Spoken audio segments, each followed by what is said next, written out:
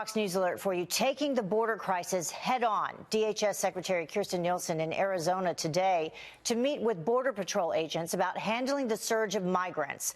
But how do Americans in these communities want President Trump to handle the crisis? Brandon Tatum is a former Tucson, Arizona police officer, and he joins me now with more. Thank you so much for joining us this morning. We certainly appreciate it. Good morning, and thanks for having me. Yeah, going to be a busy day down there in Arizona. I don't know if you've had the opportunity to see yet the video that Griff Jenkins has brought into Fox News. He's there at the border in the Rio Grande Valley, and, you know, we see him crawling through the bush. The number of migrants, the actual type of migrants that are crossing the border illegally has just escalated in the past couple of weeks. What, in your opinion, I mean, you're there, you've been there on the border before, what is causing this escalation in violence and arrest that is happening right now just the past couple of weeks? I believe it has a lot to do with the sanctuary state of California and the rhetoric that's coming from the Democratic Party. They're actually welcoming these people and almost promising them refuge here and decriminalizing their actions of coming over here illegally. And so I think that's stimulating the rumors and the propaganda that's pushing them to come through our southern border at all costs. And it's shameful, and it is an emergency. I don't care what any politician says. So what needs to happen? What do people there at the border want to see happen? We've heard the president talk about, you know, sending military troops to the border, you know, closing the border down altogether. What do people who are there and experiencing this want to see? They want to be protected. They want to feel safe. They don't want their houses to be overrun. They don't want the escalation of violence and the destroying of their communities. So whatever the president has to do, whatever our country is deciding to do, which I think we're going to go in the right direction with it, I believe that the citizens down there want it to happen. If it's closing the border, I believe that most people are in favor of that if it's going to help us deter crime and all of the negative things that are coming with this illegal immigration. You know, do you think that threat to close the border is actually perhaps causing this escalation, people making this mad dash to try to make it into the country before that happens?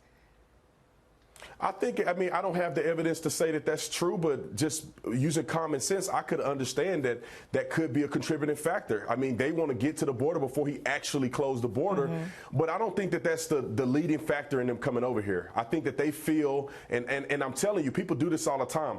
They are relaying messages back to individuals who are still in Mexico or coming from some of these countries in the South. They're relaying messages to them. If they can just make it over here and make it to states like California, everything is going to be okay, which is a myth, by the way. But I think that's what's that's the rhetoric that's being pushed to them, causing them to want to come over here even more aggressively. And we've seen video of that. Obviously, they cross the border. As soon as they cross over, they want to get caught.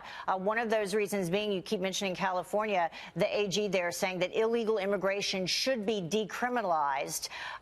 So how concerning is this when it comes from top officials in the state? We also have Democratic candidates, at least two so far, saying that as well they want to decriminalize illegal immigration.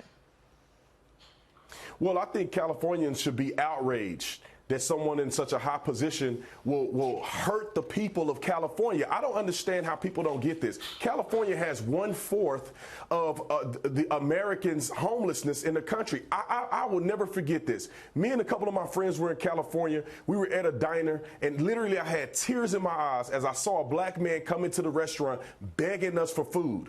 I mean, it was like we're in a third world country. California can't even take care of their own citizens.